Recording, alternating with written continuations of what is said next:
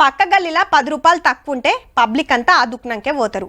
పక్క కాలనీలా 20 రూపాయల డిస్కౌంట్ అంటే అందరికంటే ముందే లైన్లు కడతారు. పక్కూర్లా 50 రూపాయలు తగ్గిస్తుర్రంటే బండ్లు కట్టుకొని పోయొస్తారు. ఆఫర్ అంటే ఎవరు ఆగుతారు? మరి తక్కువ వచ్చే కాడనే తీసుకుంటారు.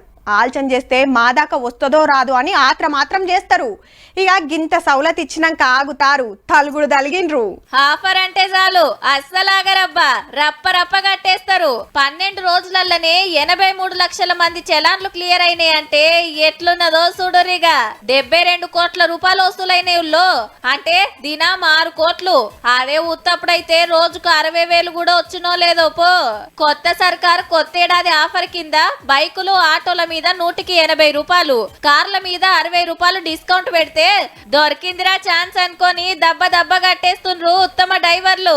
మీ సేవలు కట్టొచ్చు, చలాన్ కౌంటర్లు ఇయ్యొచ్చు. గంత రిస్క్ ఎందుకు అనుకుంటే మన ఫోన్లనే ఈ చలాన్ వెబ్సైట్ తెరిచి బండి నెంబర్ కొట్టంగానే డిస్కౌంట్ ఓను ఎంత కట్టాలనో చూపిస్తది. సర్వర్ సతాయించకుంటే సెకండ్ల పని. 1000 కట్టాల్సిన వాళ్లకు 100లనే పని అయిపోతుంటే ఆగుతారు మళ్ళా. కానీ మొత్తం పెండింగ్ చలాన్లు 3,59 లక్షలు. ఇప్పటిదాకా కట్టినే 83 లక్షలే.